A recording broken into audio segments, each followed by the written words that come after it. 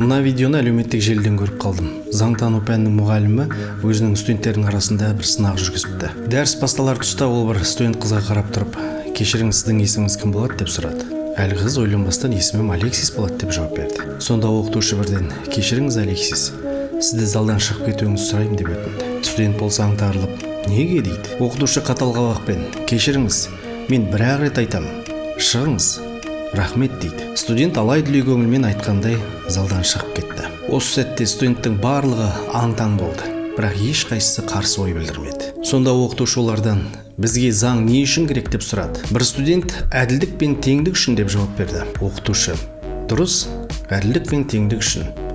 Ал онда мынаны айтыңыздаршы, жаңа мен Алексиске әділетсіздік жасаған кезде сіздер неге қарсылық білдірмедіңіздер? Неге әділетсіздік жағдайды тоқтатуға тырыспадыңыздар?" деп сұрады. Олар бәлкім бұл істің бізге қатысы жоқ деп ойлады. Енді бірі "Мен қарсылық білдірсем, ол өзіме зиян тиер" деп те.